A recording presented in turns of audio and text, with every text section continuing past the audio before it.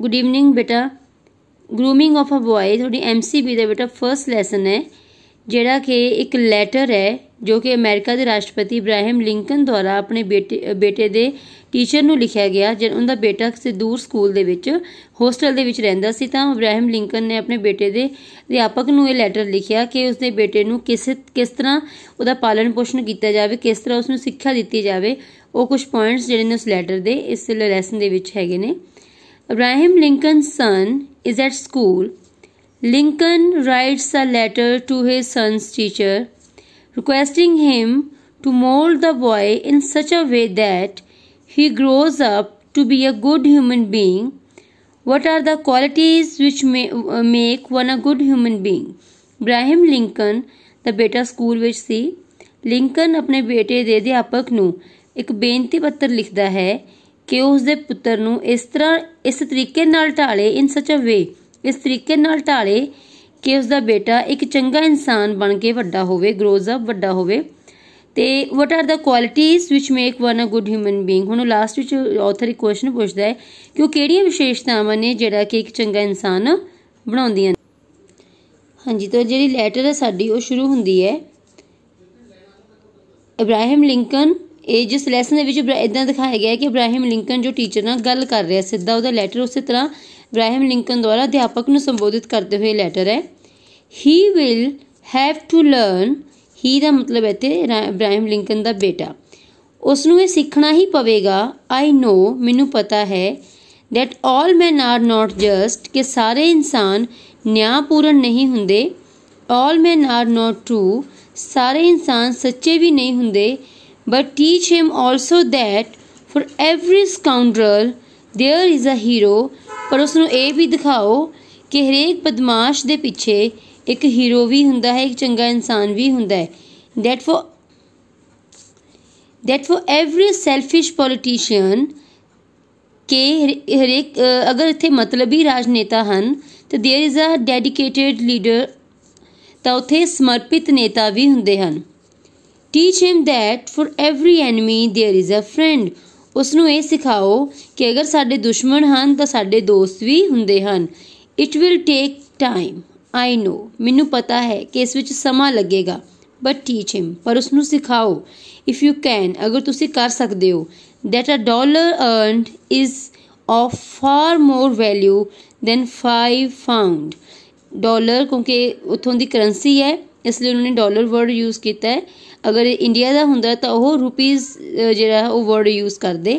तो इब्राहिम लिंकन अगे कहता है कि उसनूं सिखाओ कि डॉलर लभे हुए डॉलर नालों $5 कहते लभण नालों $1 कमाया होया ज़्यादा वैल्यू रखता है, ज़्यादा महत्वपूर्ण है। अर्नड हुंदा है कमाउणा, फाउंड हुंदा है लभना, कि $5 अगर लभदे ने उहदे नाल ज़्यादा वैल्यू किस डॉलर दी है, $1 कमाए हुए दी वैल्यू ज़्यादा है।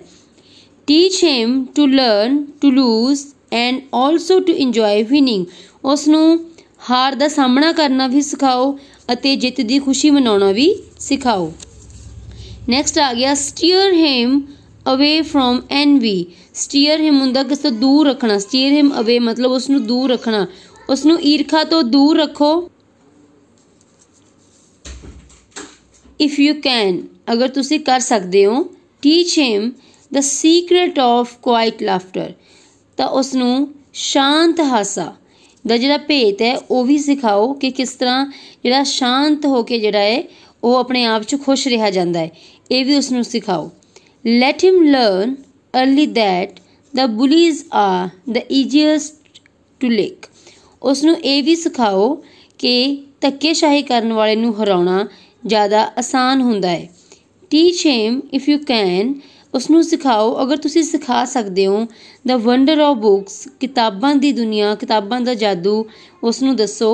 But also give him quiet time to ponder the eternal mystery of birds in the sky, bees in the sun and flowers on a green hill side.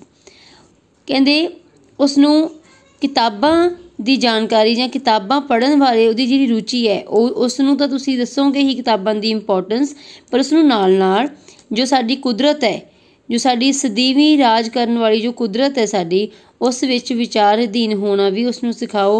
आसमान विच उड़दे पंछियां दा जिहड़े राज ने ਧੁੱਪ ਦੇ ਵਿੱਚ ਉੱਡਦੀਆਂ ਜੋ ਮੱਖੀਆਂ ਦੇ ਮਧੂਮੱਖੀਆਂ ਦੇ ਜੋ ਰਾਜ ਨੇ, ਜਾਂ ਜੋ ਪਹਾੜਾਂ ਦੇ ਉੱਤੇ, ਹਰੇ ਪਹਾੜਾਂ ਦੇ ਉੱਤੇ ਜੋ ਫਲਾਵਰਸ ਨੇ, ਫੁੱਲ ਖਿੜੇ ਹੋਏ ਨੇ, ਇਹਨਾਂ ਸਾਰੀ ਜੋ ਕੁਦਰਤ ਦੇ ਭੇਦ ਨੇ ਉਹਦੇ ਬਾਰੇ ਵੀ ਉਸਨੂੰ ਮਤਲਬ ਸਿਖਾਓ, ਭਾਵ ਕਿ ਉਸਨੂੰ ਕਿਤਾਬਾਂ ਦੇ ਨਾਲ ਨਾਲ ਕੁਦਰਤ ਨਾਲ ਵੀ ਜੋੜੋ। In school, teach him it is far more honorable to fail than to cheat। ਕਹਿੰਦੇ ਸਕੂਲ ਵਿੱਚ ਉਸਨੂੰ ਸਿਖਾਓ ਕਿ ਨਕਲ ਕਰਨ ਨਾਲੋਂ ਫੇਲ ਹੋ ਜਾਣਾ ਜ਼ਿਆਦਾ ਸਨਮਾਨਜਨਕ ਹੈ। Teach him to have faith in his own ideas even if everyone tells him they are wrong। ਕਹਿੰਦੇ ਅੱਗੇ ਇਬਰਾਹਿਮ ਲਿੰਕਨ ਕਹਿੰਦਾ ਹੈ ਕਿ ਉਸਨੂੰ ਸਿਖਾਓ ਕਿ ਆਪਣੇ ਵਿਚਾਰਾਂ ਵਿੱਚ ਵਿਸ਼ਵਾਸ ਰੱਖੇ, ਚਾਹੇ ਸਾਰੀ ਦੁਨੀਆ ਉਸ ਨੂੰ ਕਹੇ ਕਿ ਤੂੰ ਗਲਤ ਹੈ, ਫਿਰ ਵੀ ਉਸ ਨੂੰ ਆਪਣੇ ਵਿਚਾਰਾਂ ਵਿੱਚ ਵਿਸ਼ਵਾਸ ਰੱਖਣ ਦੀ ਜਿਹੜੀ ਹੈ ਸਿੱਖਿਆ ਉਸ ਨੂੰ ਦੇਵੋ।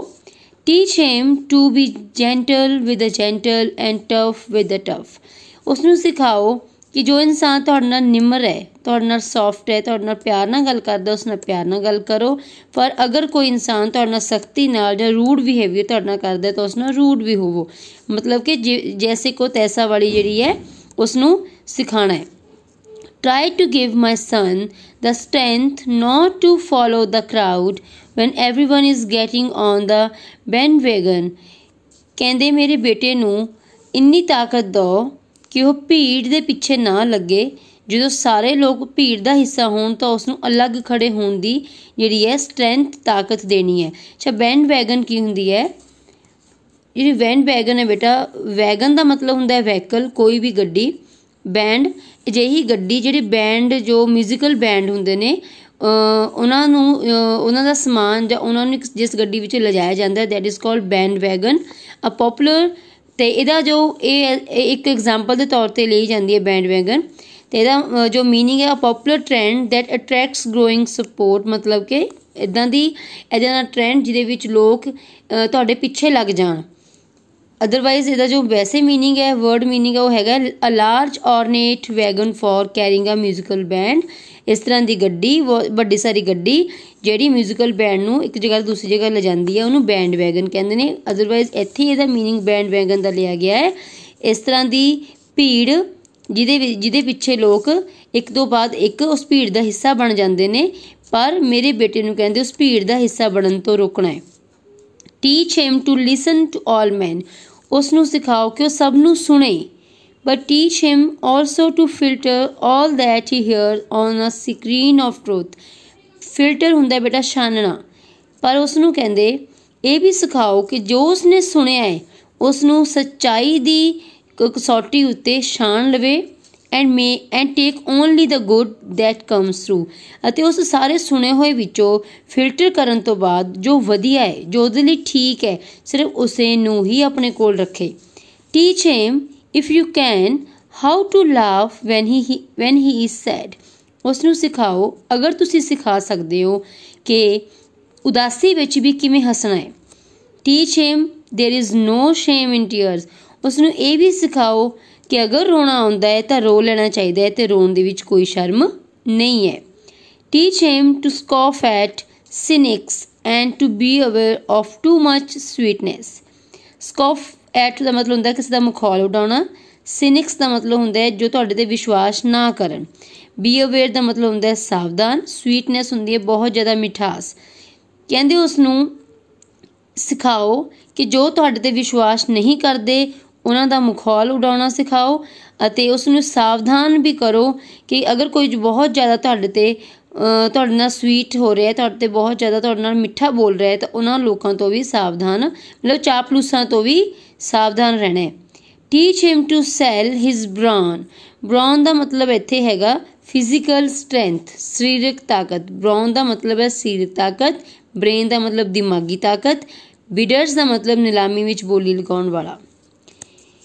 ਕਹਿੰਦੇ ਉਸ ਨੂੰ ਸਿਖਾਓ ਕਿ ਆਪਣੀ ਫਿਜ਼ੀਕਲ ਸਟਰੈਂਥ ਅਤੇ ਆਪਣਾ ਦਿਮਾਗ ਸਭ ਤੋਂ ਉੱਚੀ ਬੋਲੀ ਲਗਾਉਣ ਵਾਲੇ ਨੂੰ ਹੀ ਵੇਚਣਾ ਹੈ। ਮਤਲਬ ਕਿ ਜੋ ਤੁਹਾਡੀ ਅਸਲੀ ਕੀਮਤ ਜਾਣਦਾ ਹੈ, ਆਪਣੀਆਂ ਸਰਵਿਸਿਸ ਉਸੇ ਇਨਸਾਨ ਨੂੰ ਦੇਣੀਆਂ ਨੇ, ਜਾਂ ਉਸੇ ਕੰਪਨੀ ਨੂੰ, ਜਾਂ ਉਸੇ ਜਗ੍ਹਾ 'ਤੇ ਆਪਣੀ ਜਿਹੜੀ ਤਾਕਤ ਜਾਂ ਦਿਮਾਗ ਲਗਾਉਣਾ ਜਿੱਥੇ ਤੁਹਾਡੀ ਵੈਲਿਊ ਹੋਵੇ। But never to put a price tag on his heart and soul. पर ਇਹਦਾ ਮਤਲਬ ਇਹ ਨਹੀਂ ਹੈ ਕਿ ਤੁਸੀਂ ਆਪਣੇ ਦਿਲ ਅਤੇ ਆਤਮਾ ਦੇ ਉੱਤੇ ਇੱਕ ਪ੍ਰਾਈਸ ਟੈਗ ਲਗਾ ਕੇ ਹੀ ਚੱਲ ਪਓ। ਇਹਨਾਂ ਦਾ ਮਤਲਬ ਇਹ ਹੈ ਕਿ ਜਿੱਥੇ ਤੁਹਾਡੀ ਵੈਲਿਊ ਜ਼ਿਆਦਾ ਹੈ ਉੱਥੇ ਤੁਸੀਂ ਆਪਣਾ ਦਿਮਾਗ ਅਤੇ ਤਾਕਤ ਲਗਾਉਣੀ ਹੈ, ਪਰ ਆਪਣਾ ਦਿਲ ਅਤੇ ਆਤਮਾ ਵੇਚਣੀ ਨਹੀਂ ਹੈ। Teach him to close his ears to a howling mob। howling ਹੁੰਦੀ ਹੈ ਚੀਕਾਂ ਮਾਰਦੀ, ਉੱਚੀ ਉੱਚੀ ਬੋਲਦੀ ਹੋਈ ਮੌਬ ਹੁੰਦੀ ਹੈ ਭੀੜ। ਉਸ ਨੂੰ ਸਿਖਾਓ ਕਿ ਉੱਚੀ ਉੱਚੀ ਚੀਕਾਂ ਮਾਰਦੀ ਭੀੜ ਦੇ ਵਿੱਚ ਆਪਣੇ ਕੰਨ ਬੰਦ ਰੱਖੇ। And to stand and fight if he thinks he is right. ਅਤੇ ਅਗਰ ਉਸ ਨੂੰ ਲੱਗਦਾ ਹੈ ਕਿ ਉਹ ਸਹੀ ਹੈ ਤਾਂ ਆਪਣੇ ਲਈ ਖੜਾ ਰਹੇ ਅਤੇ ਲੜੇ। ਆਪਣੇ ਉਸ ਡਿਸੀਜ਼ਨ ਦੇ ਉੱਤੇ ਅੜਿਆ ਰਹੇ ਤੇ ਆਪਣੇ ਉਸ ਸਹੀ ਡਿਸੀਜ਼ਨ ਦੇ ਉੱਤੇ ਖੜਾ ਰਹੇ। ਬੇਸ਼ੱਕ ਚੀਕਦੀ ਹੋਈ ਭੀੜ ਜਿਹੜੀ ਹੈ ਉਸ ਨੂੰ ਗਲਤ ਕਹੇ, ਉਸ ਦੇ ਲਈ ਉਸਨੇ ਆਪਣੇ ਕੰਨ ਬੰਦ ਕਰ ਲੈਣੇ ਨੇ। Next is treat him gently.